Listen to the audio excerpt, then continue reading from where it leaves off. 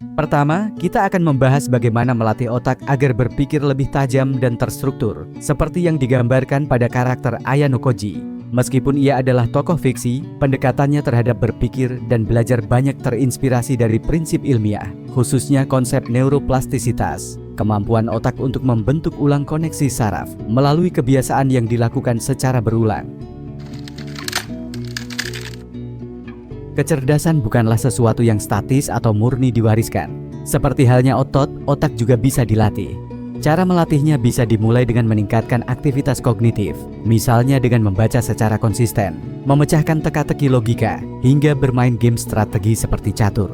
Aktivitas-aktivitas ini membantu meningkatkan pemahaman, daya ingat, dan kecepatan berpikir.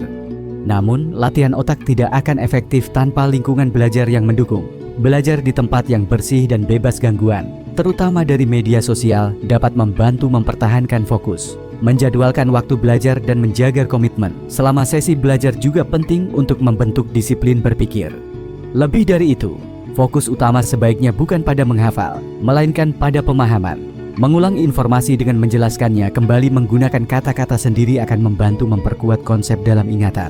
Latihan berpikir mandiri, seperti merenungkan pertanyaan tanpa langsung mencari jawabannya di internet, juga bisa memperkuat daya analisis dan kepercayaan diri dalam berpikir.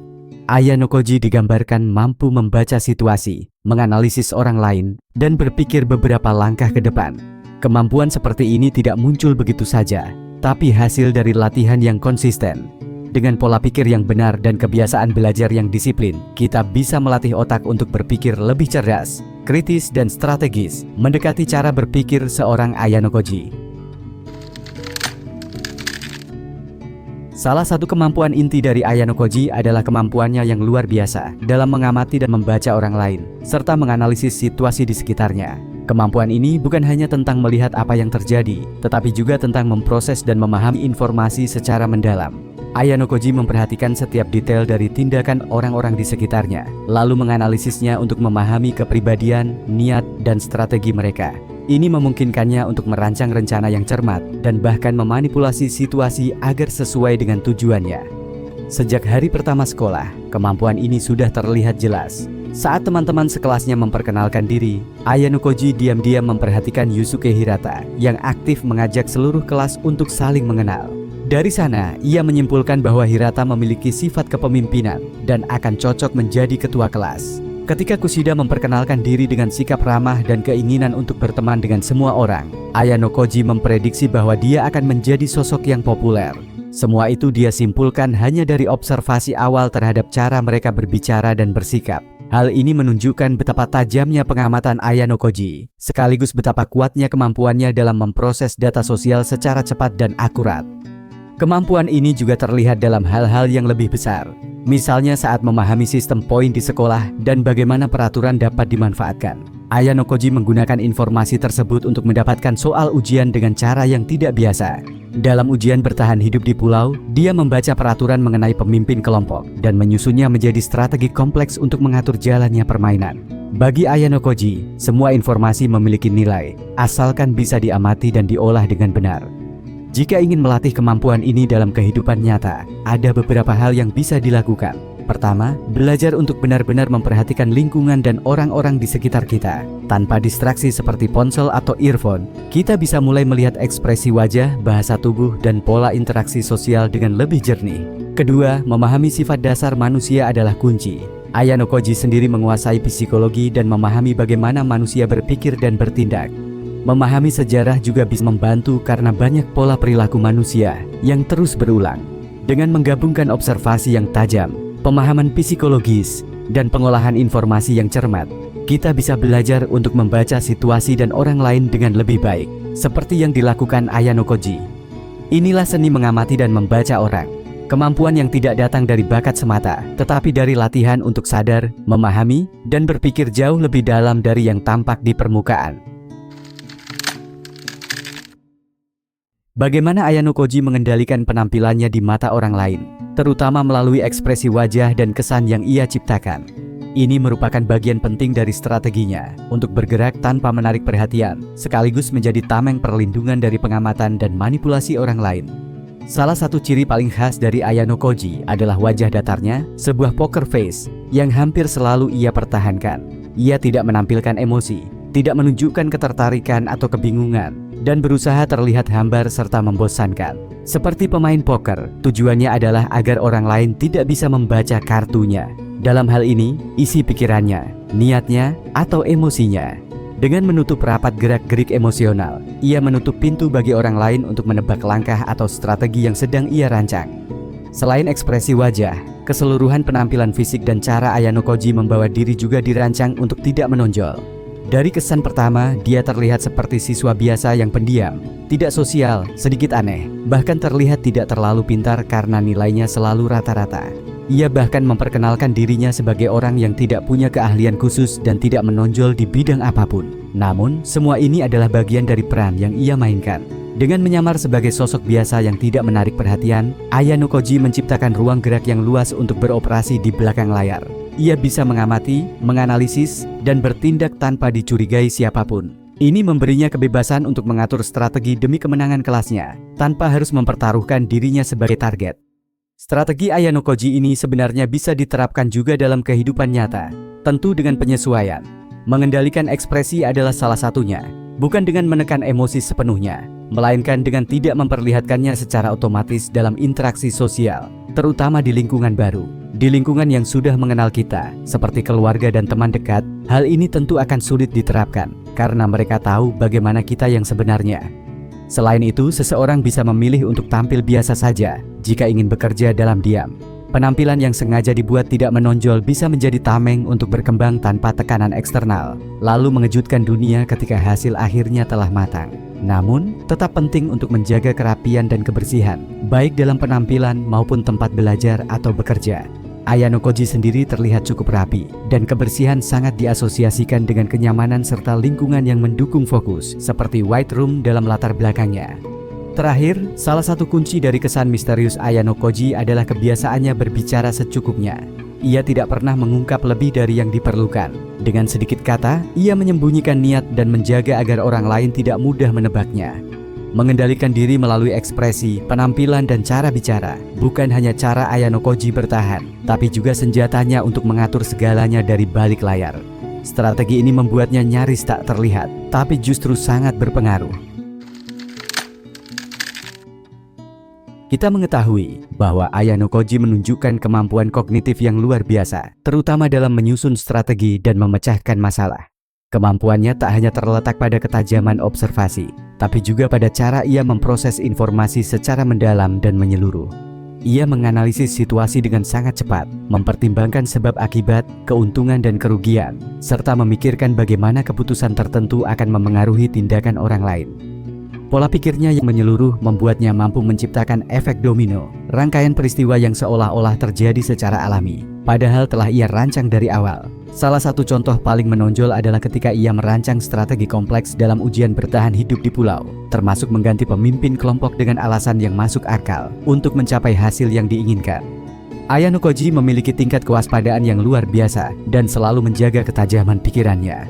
Ia memahami bahwa di balik setiap peristiwa ada prinsip dasar yang mengatur jalannya situasi, semacam kunci yang membuka tabir makna di baliknya.